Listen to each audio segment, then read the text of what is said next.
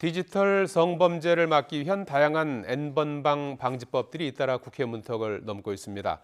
그런데 법안이 너무 과해서 개인 간의 사적인 대화도 정부가 모두 들여다보는 감시의 시대가 올 것이라는 주장이 일부 유튜버 등을 통해서 퍼지고 있는데요.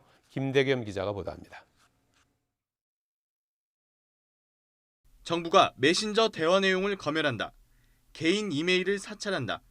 이른바 N번방 방지법을 두고 인터넷에 올라온 글들입니다. 결국 국민들을 하나하나 감시하는 세상으로 막겠다.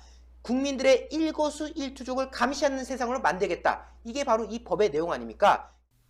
논란이 된 법안은 지난 4일 발의돼 국회 본회의 통과를 앞두고 있는 전기통신사업법 개정안입니다. 불법 영상물이 퍼지지 않도록 관리할 책임을 네이버나 카카오, 구글 등의 인터넷 사업자에게 지우는 내용으로 여러 N번방 방지법 가운데 하나입니다. 팀을 거쳐서 이제 기업한테 요청을 하고 하는데 이제 이 부분에 대해서 명백한 부분에 대해서는 사실 좀 기업 입장에서 좀 스스로 좀 더 빨리 삭제할 수 있는 어떤 그런 계기가 좀 될 수도 있을 것 같고요. 그러나 인터넷 메신저 등을 통해 개인 간에 오간 불법 영상물은 사업자가 임의로 삭제할 수 없습니다. 블로그나 인터넷 카페, 오픈 채팅방 등 일반에 공개된 정보만이 관리 대상입니다. 성범죄 영상물을 발견했다는 신고나 삭제 요청도 반드시 있어야 합니다. 이 때문에 정작 국회 논의 과정에서의 쟁점은 감시와 검열 우려가 아닌 실효성에 대한 의문이었습니다.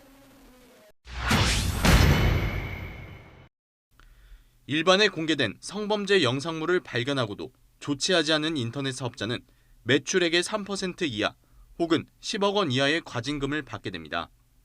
해외 기업도 예외는 아닙니다. 문제는 역시 실효성입니다. 이미 역외 규정이 있는 법들이 꽤 있는데 형사처벌이라든지 과징금이라든지 과태료 같은 것을 부과한 사례도 없고 그게 실질적으로 어떻게 효율적으로 구현되는지 특히 본사와 서버가 어디에 있는지 밝히지 않고 정부에 전혀 협조하지 않는 해외 인터넷 사업자가 있다면 현재로선 어쩔 도리가 없습니다.